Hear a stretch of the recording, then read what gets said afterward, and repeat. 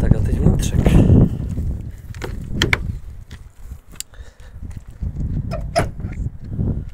Takže hned naproti jsou dvě palandy.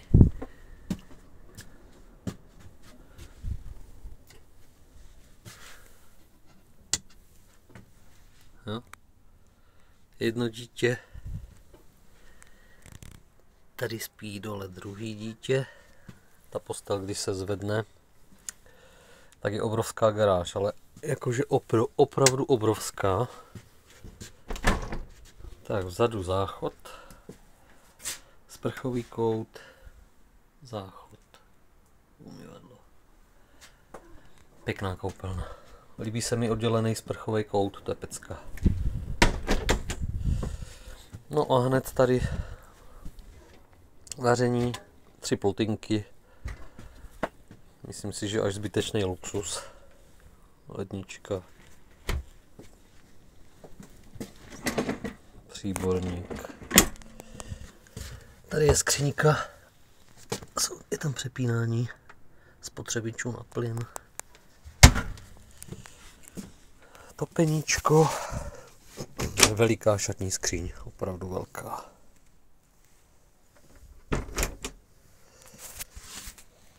No a tady už je sezení, rozložitelný na spaní, tady budou kluci sedět, všude nahoře skříňky, obrovská alkovna se střešním oknem, kapsář, taky výborná věc. A na druhé straně je menší sezení, mysleli jsme, že to budeme mít rozložený jako na gaučík, na takový ten odpočinek po obědě třeba. Pro mě hlavně teda. Ale ono, jak tady není moc té plochy na vaření, tak jsme si říkali, že to bude dobrý jako takový odkladiště na hrnec s těstovinama a pak se to jenom přendá tady, kde budeme jíst. No. Takže tak. A tady je náš žabák, který s náma jezdí. Ukaž se. Tady je. Takže tak, no. Do nové sezóny s novým vozem. Fiat Ducato. Motorizace 2,8 JTD, 94 kW. Super. Opravdu jede výborně. Tady je něco jako klimatizace, ale jenom na vodu. Možná to znáte. A tady je střešní ventilátor ještě.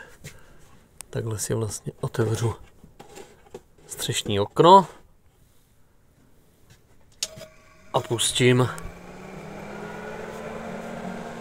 A mělo by to pomoct, aby to bylo jako v létě. Prostě únosně, aby jsme to vydrželi. No. Takže tak, Fiat Ducato.